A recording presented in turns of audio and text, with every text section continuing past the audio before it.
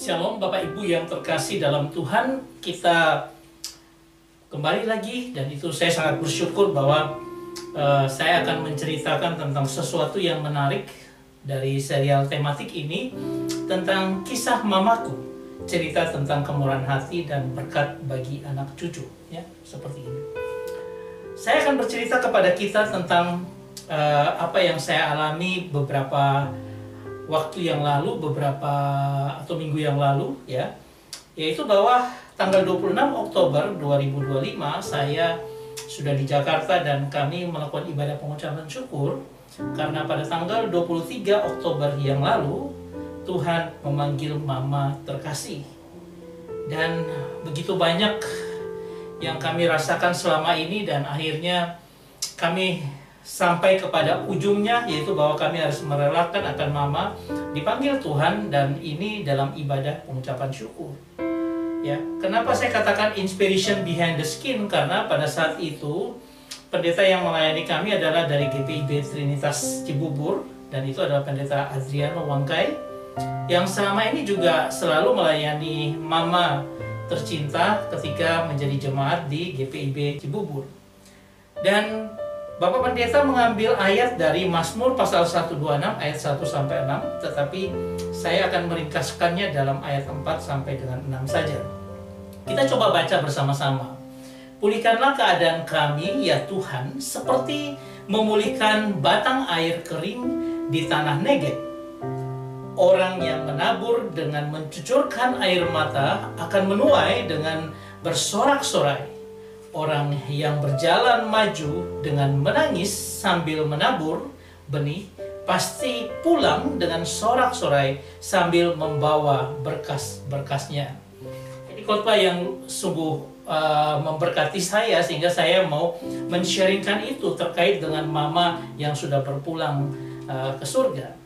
Ya, saudara yang terkasih, nanti kita akan melihat apa itu menabur, menuai, kemudian bagaimana pasti pulang dengan sorak-sorai, dan bagaimana membawa berkas-berkasnya itu seperti apa, ya, sehingga itu saya refleksikan dalam kehidupan mama kami tercinta ini. Saya bisa cerita sedikit tentang bagaimana perjalanan hidup atau riwayat hidup daripada mama, ya. Nah, mama bernama dengan Destrin Tatuo Rama, kemudian dia lahir di Sangir Talaut pada 1 Januari 1942. Kemudian dia menikah dengan suami bernama Gaspar Tatuo, itu bapak kami, tahun 19 menjadi almarhum, adalah meninggal Tuhan panggil pada tahun 1983. Jadi sudah sampai 43 tahun kurang lebih papa meninggal dan mama membesarkan kami, ya. Kemudian anak dari istri yang pertama adalah Yance Tatuo almarhum, Bambang Tatuo juga almarhum, kakak-kakak saya. Nah, kemudian ada kakak kami, ya, Mary Tatuo, yang kami sudah anggap seperti saudara sendiri. Dan kami bertiga, Christian, Christina, dan Yohanes Petrus Tatuo, itu adalah anak kandung langsung dari mama terkasih ini. Ya, ini adalah mama kami ketika kami foto waktu itu di Sorong, dan akhirnya saya lulus di Universitas Kristen Petra juga kita foto bersama. Ya, ini adalah bagian dari perjalanan riwayat hidup mama. Nah, mama ini dalam kehidupannya, dia adalah dalam pekerjaan, dia menjadi karyawan dari Kejaksaan Negeri Sorong, ya, tahun 1969 sampai 1989, kurang lebih mengabdi selama 30 tahun. Saya ingat ketika mama harus pagi-pagi berangkat kerja, naik sepeda motor sendiri sampai di kantor, kemudian sorenya balik lagi, kurang lebih jarak sekitar 6, 7, 8 kilo. Ya, tapi itu dilakukan dengan penuh pengabdian. Kemudian untuk pelayanan, mama adalah Majelis GKI Sorong Papua, Jemaat Immanuel Boswesen, yang melayani kurang lebih tahun 1984 sampai 1997, 3 periode, kurang lebih 13 tahun. Ini mama yang membawa kami dalam pergulatan hidup yang luar biasa, dan kami semua selesai dengan kuliah kami. Saya di Petra Universitas di Surabaya, adik saya yang kedua adalah di IPB, Institut Pertanian Bogor, kemudian adik yang terakhir adalah di ITN, Institut Teknologi Malang, Teknologi Nasional ya di Malang. Ya, dia membawa kami sampai mencapai apa yang kami cita-citakan. Kakak saya yang sudah kami anggap sebagai kakak adalah Kak Mary Tatuwo, itu juga lulusan dari STT Intim ya sebagai sarjana teologi. Itu semua melalui mama yang membiayainya. Nah, saudara yang terkasih, apa yang terjadi dalam kehidupan kami, saya bilang keistimewaan dari hidup mama. Mama ini adalah menampung dan bersama papa awalnya menjaga, merawat, sekolahkan, carikan kerja, kawinkan. Itu adalah orang-orang yang datang ke rumah kami dan tinggal di situ, diberi makan oleh mama, dan kemudian mereka mencari pekerjaan atau mereka sekolah, bahkan disekolahkan, dan akhirnya mereka dikawinkan di dalam rumah itu. Karena apa? Kita lihat saja dari angkatan pertama itu dari rumah di Jalan Irian, yaitu jalan di Sorong, Jalan Irian itu depan dengan toko Ampera. Itu ada Tante Sophie, Kak Vin, Tante Tina, Kak Sevnat, Kak Freddy, Kak Renald, Kak Mary, Tante Yet, Om Olden, dan sebagainya. Ya, ini. Kemudian pada angkatan kedua, yaitu rumah di Jalan Raja Ampat, ini masih dengan papa dan mama. Itu adalah Tante Olha, Kak Yance, Kak Rapi, Tante Tini, Mama Adenace, Om Yus, Kak Dian, Om Theo, Om Victor, Om Risman, Tante Omi, Om Boy, Om Ernest, Tante Mina, Om Yopi, dan sebagainya. Ini yang bagian angkatan kedua. Dan angkatan ketiga, ketika saya sudah tidak ada, itu ada Kak Herman, Kak Loam, Adeline, kemudian Kak Ros, Kak Uga. Ini sama-sama di rumah dan akhirnya juga menikah bersama. Kak Marce dan Om Pangalo demikian juga menikah mereka. Kak Ngiang, kemudian ada Kak Ngiang nanti dengan Om Kimba, ya, tapi tidak di rumah sini Om Kimba. Ada Om Pangka, ada Kak Lexi yang sekarang jadi pengacara di Sorong, kemudian Kak Yuna maupun Kak Wis, ya. Nah, ini kadang-kadang mereka saling mengisi satu yang lain dengan apa? Menjadi pasangan hidup dan akhirnya dinikahkan. Dan ini yang tuh mama lakukan. Pertama ada 9 keluarga atau saudara, sepupu, dan adik juga. Kemudian ada 16 dan 12. Banyak sekali yang mama sudah lakukan bagi mereka. Tapi apa yang mama katakan, dia bilang, sudah, itu hidup mereka. Mereka hidupi sendiri. Mama tidak menuntut apapun juga. Pokoknya mama sudah memberikan kemurahan hatinya, dia lihatkan kepada kita anak-anaknya sebagai contoh. Ya, sehingga ketika mama sudah dalam kondisi sakit sekitar 2013, ya kami anak-anak yang sering bergantian untuk apa? Menjenguk mama, karena mama tidak bisa lagi untuk berjalan, dia harus pakai kursi roda. Kami ajak jalan-jalan dan sebagainya sejak 2013. Nah, ada peristiwa unik ketika itu mama sudah mengeluh, mama yang begitu energiknya ketika bekerja, tapi akhirnya dia harus tidak bisa kemana-mana kalau hanya bisa di tempat tidur, ya. Kemudian dia sudah mengeluh, dia bilang, mama, Tuhan panggil sajalah, kalian relakan mama dan sebagainya. Seolah-olah ada keputusasaan dalam kehidupannya. Nah, pada waktu itu ketika saya datang ke Jakarta, saya bilang, tidak mah, ayo semangat, kita harus cari pengobatan dengan cara apa? Pengobatan ilahi. Ya, waktu itu ada ibadah-ibadah KKR kesembuhan ilahi di Semarang dari Petrus Agung. Saya adalah salah satu yang suka sekali dengan Petrus Agung. Nah, saya bilang, ma, ayo kita pergi ke Semarang. Saya bawa terbang mama ke Semarang. Kita nginep di hotel, dan pada waktu ibadah KKR kami datang, dan mama didoakan dengan luar biasa. Dan saya bilang, Tuhan, tolong Tuhan, supaya mama saya bisa berjalan. Kasihan dia. Ketika dia sudah sempat berdiri, diajak berdiri dan didoakan, kurang lebih 1-2 menit dia bisa berdiri, tapi lama-lama dia lemah lagi dan akhirnya duduk di kursi roda. Dan kami harus pulang dengan sebuah fakta bahwa mama tidak disembuhkan dalam kesembuhan ilahi itu. Saya bilang, Tuhan, kenapa kok mama saya tidak bisa disembuhkan? Ada orang-orang lain yang disembuhkan. Puji Tuhan. Saya bawa mama kembali ke Jakarta dan saya akhirnya pulang ke Surabaya. Tetapi yang saya kaget adalah ketika saya mendengar berita bahwa mama sudah tidak mengeluh lagi, mama Mama semakin semangat menjalani hidupnya dari 2013. Dan saya bilang, oh Tuhan, bukan fisik Mama yang Tuhan sembuhkan, tetapi batinianya, semangatnya, semangat dalam Tuhan. Kalau Tuhan membawa dia sejauh mana, dia akan ikut. Dan dia tidak pernah mengeluh lagi tentang sakitnya, karena Tuhan sudah membawa dia untuk memberikan kesadaran bahwa dia punya maksud dalam kehidupan Mama dan tidak bisa ditentukan oleh Mama untuk pulang langsung ke surga. Dan disitulah ada semangat, dan kami terus menerus sampai dengan tahun 2025 ini, kurang lebih sekitar 12 tahun ya Mama bergumul dengan sakit. Dan apa yang kami lakukan ya, kami sering melakukan kunjungan rutin ya kepada Mama ya, yaitu apa, dengan kita pergi ke sana, ngantar dia, ngajak dia jalan keluar, bersama-sama foto dan sebagainya. Mama mendapat penghiburan dari semua yang kita lakukan itu. Ya, ini adalah kami sekeluarga, tapi setelah itu juga adik kami, kakak kami, semua juga datang bersama-sama. Ini adalah pada waktu kita bersama-sama, 4 bersaudara datang bersama-sama di Jakarta ya. Dan itu membuat Mama begitu luar biasa senang. Ini adalah adik saya yang paling bungsu dengan anaknya Junior ya. Ini adalah adik saya Christina dengan keluarganya ya, ateng saya dan juga Jose ya. Ini adalah kami ketika berkumpul bersama, saya dengan 2 orang anak saya dan anak-anak adik saya Christina ya. Dan kemudian kami pergi makan pada malam harinya di kota wisata ya, membuat untuk Mama senang menikmati hidupnya.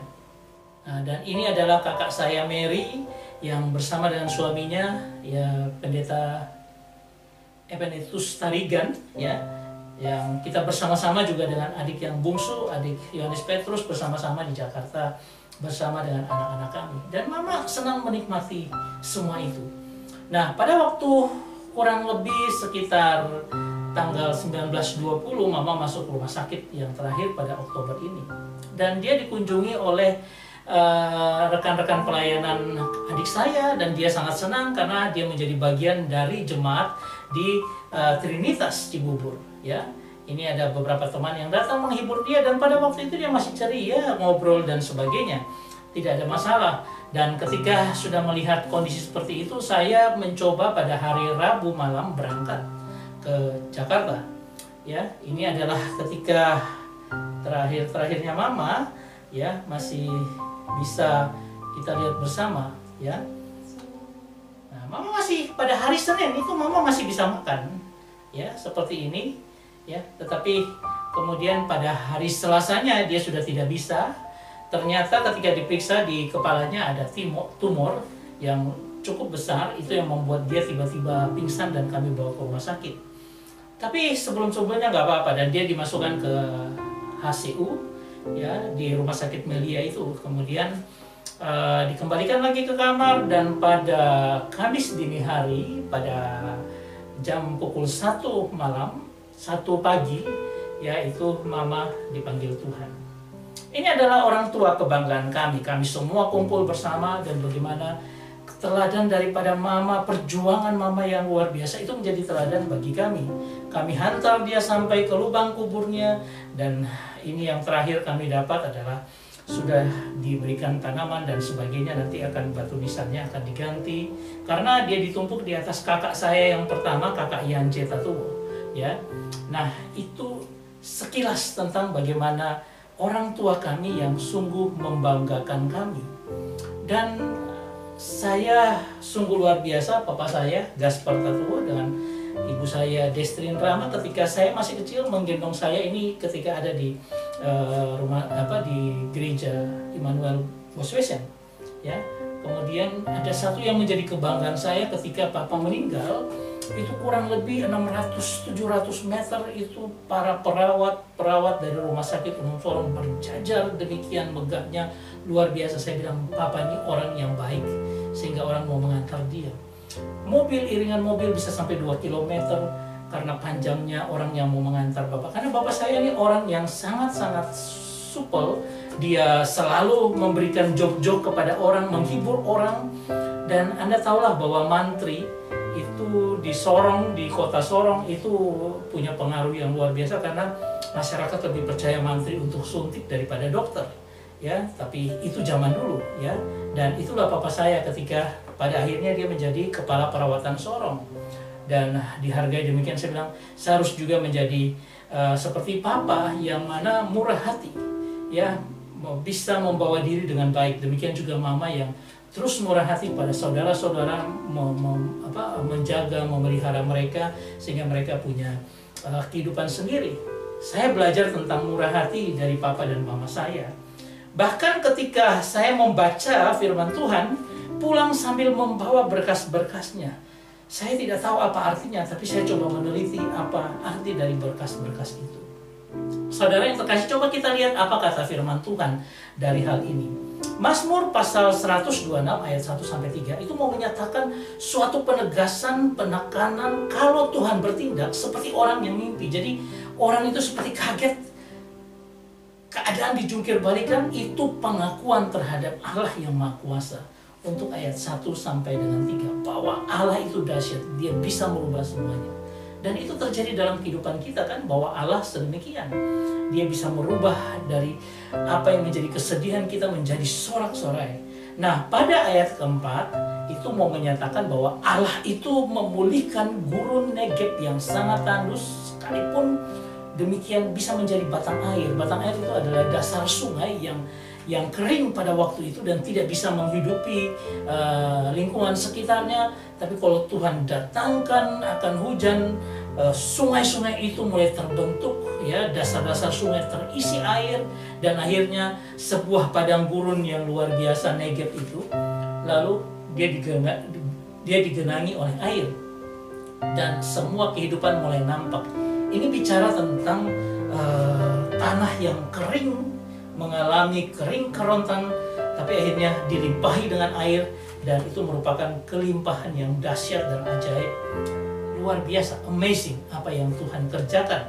Dia bisa merubah sesuatu yang kering itu menjadi sesuatu yang menyegarkan dan luar biasa dahsyat. Nah, pada ayat ke-5 dan ke-6 ini yang akan menjadi perenungan kita, yaitu apa? Adalah suatu janji di balik perjuangan. Orang yang menabur, ya, dengan mencurahkan air mata dan sebagainya, itu akan apa? Melambangkan bagaimana itu kerja keras, kesabaran, perjuangan yang disertai dengan hati yang sedih, mungkin kecewa, dan mengalami kesulitan-kesulitan. Tetapi orang seperti ini tetap terus melakukan itu, menabur dengan mencucurkan air mata, ya. Dan apa yang terjadi adalah mereka akan menuai dengan sorak-sorai. Yang artinya apa? Suatu sukacita, walau senantiasa bergumul dalam penderitaan pun juga ada sukacita yang keluar, yang meluap-luap. Itulah orang Kristen. Makanya ketika ada seorang yang meninggal, kita akan nyanyi puji Tuhan di situ. Kita seolah-olah bergembira bahwa dia sudah kembali kepada habitatnya yang asli, karena dia adalah punya KTP surgawi. Dia akan kembali kepada surga. Itu sesuatu yang kita sambut dengan sorak-sorai. Dan ketika kita bergumul pun, ya, ketika kita dalam kesedihan luar biasa, di balik itu ada Tuhan yang merubah hati kita penuh dengan pengucapan syukur di dalam pergumulan itu. Ya, dan akhirnya dikatakan Tuhan sambil membawa berkas-berkasnya, kau menangis, mencucurkan air mata dalam pergumulan, dalam sesuatu yang membuat hatimu mungkin dikoyak-koyak, tetapi engkau tetap berjuang dan tetap percaya Tuhan, maka engkau akan menuai dengan sorak-sorai, dengan sukacita dan sebagainya. Dan walaupun dalam pergumulan tetapi kau akan, Tuhan janjikan, pasti akan membawa berkas-berkasnya. Apa berkas-berkas itu? Saya contohkan ketika kita melihat Abraham. Mengapa Abraham mati-matian mau membeli sebuah tanah di Hebron? Pada waktu itu Abraham datang ke Kanaan dan kemudian Sarah istrinya meninggal dan dia harus punya tanah. Sama Efron orang Het, ya, pemilik daripada lahan itu, katakan, sudahlah karena kita baik dan sebagainya, saya kasih free tanah ini. Anda tahu apa yang Abraham lakukan? Tidak, saya akan beli tanah ini. Ingat bahwa Abraham adalah pemegang janji Allah untuk memberikan tanah yang berlimpah susu dan madu. Tetapi apa yang terjadi? Sampai di Kanaan dia tidak dapat apa-apa, dia tidak melihat itu tanah yang Tuhan berikan untuk dia dan anak cucunya, tidak ada. Dia hanya mendapat sampai di Hebron dan istrinya meninggal, dan dia hanya bilang, aku punya iman, aku beli tanah ini, aku tidak mau walaupun diberikan. Dan akhirnya dia beli dengan 400 sikal. 400 sikal itu harga yang mahal saat itu. Karena apa? Karena itu adalah senilai dengan 2 miliar pada zaman sekarang. Dia bilang tidak, saya keluarkan uang, saya tabur di situ, saya bayar harga tanah kecil ini menjadi milik saya. Tapi dia mau berkata dengan iman, walaupun tanah kecil ini ada, tetapi berkat Tuhan akan Tuhan berikan bagi anak cucu saya, di mana saya melihat ada sebuah kota, Yerusalem, yang akan dibangun untuk anak cucu saya, menguasai akan wilayah Kanaan. Itu adalah tindakan profetik Abraham. Dia menaruh, membayar harga di situ, dan dia akan menuai. Itu taburan yang Abraham lakukan. Sehingga ketika Allah memimpin orang Israel, dia selalu ingat janjiku kepada Abraham. Karena apa? Abraham sudah melihat janji Tuhan itu, dan dia sudah membawa berkas-berkasnya, walaupun dia tidak menikmatinya, dia sudah bawa berkas. Ini perjanjian Tuhan, dan ini perjanjian akan berlaku bagi anak cucu saya. Dan itu terjadi ketika apa? Raja Yosua dan Kaleb membawa orang-orang ini merebut tanah Kanaan. Dan kegemilangan akan Israel adalah pada zaman Raja Daud. Luar biasa. Itulah yang kita bisa lihat dari fakta dalam Alkitab. Nah, kemudian kita masuk lebih dalam lagi dengan apa artinya membawa pulang berkas-berkasnya. Mazmur 126 ayat 5 dan 6 adalah merupakan tindakan profetik, tindakan yang melihat masa depan yang Tuhan janjikan. Yaitu apa? Hasil panennya akan melimpah. Abraham melihat itu, bahwa dan kita juga percaya bahwa oh ya, panennya nanti akan melimpah.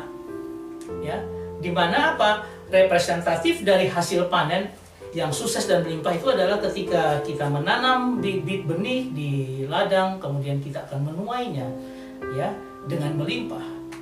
Itu pasti akan terjadi. Kita membawa pulang itu benih yang sedikit, tetapi kita akan membawa hasil yang melimpah.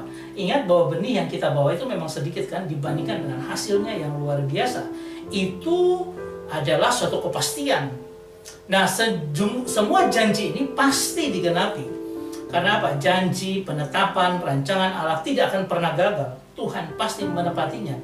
Nah, itulah yang disebut dengan berkat anak cucu kita.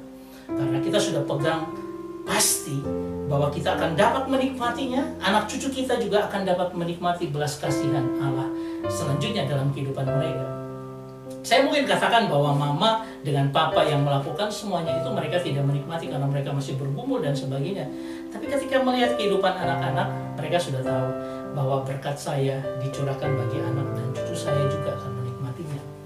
Dan frasa yang kita akan lihat lebih dalam lagi adalah pasti pulang dengan sorak-sorai sambil membawa berkas-berkasnya.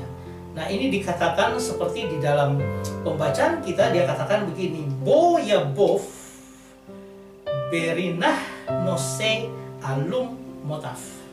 Ya, dimana dikatakan bahwa Bo itu adalah pasti, suatu kepastian, tidak ada keraguan di dalamnya. Dan ketika dikatakan pulang, dia akan pulang, ya, artinya shall come again, kembali ke rumah, ya, maka dia akan kembali dengan with rejoicing, dengan berinah, ya, berinah itu sukacita, puji-pujian syukur. Karena apa? Dia mendapatkan berkat yang luar biasa, ya, kemurahan Tuhan yang luar biasa, dan dia membawa juga berkas-berkasnya, ya. Kalau kita baca seperti ini adalah bentuk dari imperfect, ya, dalam gramatikal. Jadi dikatakan tentang Yabov, ya, itu adalah imperfect, ya. Imperfect apa arti imperfect? Imperfect itu yang akan pulang itu adalah imperfect, artinya bahwa menegaskan suatu kepastian akan pulang. Jadi saya akan pulang, pasti saya akan pulang. Dan pulangnya dengan apa? Dengan sorak-sorai, sesuatu yang belum selesai. Saya akan pulang lagi ke rumah, karena itu kegiatan yang berulang. Nanti kalau kita lihat di dalam membawa berkas-berkasnya, kita akan terus membawa berkas-berkasnya, tapi itu tindakan yang akan terulang di masa depan. Kita akan pulang, ya, dan itu imperfect, belum selesai, pasti akan terjadi lagi. Saudara, Ini artinya bukan kita pulang lalu diam di rumah nunggu tuaian itu akan menghasilkan, bukan menunggu tuaian. Bukan juga kita pulang lalu apa? Oh, saya penuh harapan nantinya saya akan menuai. Tidak. Tetapi kata akan pulang ini karena dia bersifat imperfect, akan pulang tapi langsung bersamaan membawa tuaian. Lo bayangkan, tuaian baru diberikan, dituai di ladang, tetapi saya akan pulang, saya sudah membawa. Nah, ini merupakan sebuah refleksi daripada anugerah Tuhan. Bahwa ketika kita menabur, ketika kita melakukan kebaikan kepada orang lain, jangan khawatir, kebaikan yang kamu berikan Tuhan tidak pernah mau diutangi. Tuhan tidak pernah, tapi Tuhan catat itu menjadi berkas-berkasnya yang akan dia berikan nantinya. Jadi ketika kita pulang sudah membawa hasil, karena apa? Tuhan sudah memberikan tuaian itu kepada kita. Apa artinya participle? Ya, coba kita lihat. Nah, participle adalah dengan kata bring in, artinya membawa dan berkas-berkas itu pulang, ya, membawa berkas-berkasnya. Nah, ini kata participle yang artinya apa? Menunjukkan suatu tindakan saat ini atau tindakan keadaan yang sedang terjadi atau berlangsung secara terus-menerus pada waktu tertentu. Ketika kita membawa pulang berkas itu, kita akan terus membawa pulang lagi berkas-berkas, membawa pulang berkas-berkas. Jadi, menabur itu sedang menabur dan terus menabur, maka akan terus juga membawa berkat dan anugerah Tuhan. Ketika kita menabur, kita sudah pasti akan mendapatkan tuaian. Nah, itu yang membuat kita punya kepastian bahwa tuaian itu akan kita dapat karena kita sudah menabur dalam anugerah Tuhan. Saudara yang terkasih, coba kita lihat hal ini. Mama sudah pulang ke rumah Bapa di surga. Dan apa? Dia sudah memberikan berkas-berkasnya. Selama hidupnya itu Tuhan memberikan berkatnya bagi anak dan cucunya. Ya. Dan ketika kami mengantarnya sampai ke liang lahatnya, dan kami sudah perbaiki kuburnya seperti ini, kami bilang, Mama sudah pulang ke surga dan dia sudah menerima apa yang menjadi tuaiannya, ya, tuaiannya yang dia sendiri dapati dari Tuhan. Lalu kami keluarga buat sebuah grup yang dulunya Mama sakit, lalu akhirnya berubah Mama sudah di surga. Sebelumnya Mama di surga, tapi kalau Mama di surga kan sama seperti Bapa di surga. Kami ganti Mama sudah di surga. Itu merupakan grup dari anak-anak yang terus-menerus membangun komunikasi dalam kasih Tuhan.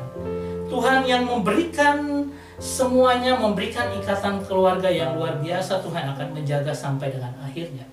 Dan kami bilang, Mama sudah pulang. Dia pulang membawa berkas baginya, yaitu kemuliaan dan kemurahan Tuhan di sorga, mahkota yang dia terima. Tetapi berkas-berkas yang ada terus, yang terus melimpah dalam kehidupan Mama ketika Mama melakukan kebaikan-kebaikan dalam hidupnya, itu juga jatuh bagi anak cucu. Makanya saya katakan itu berkat bagi anak cucu.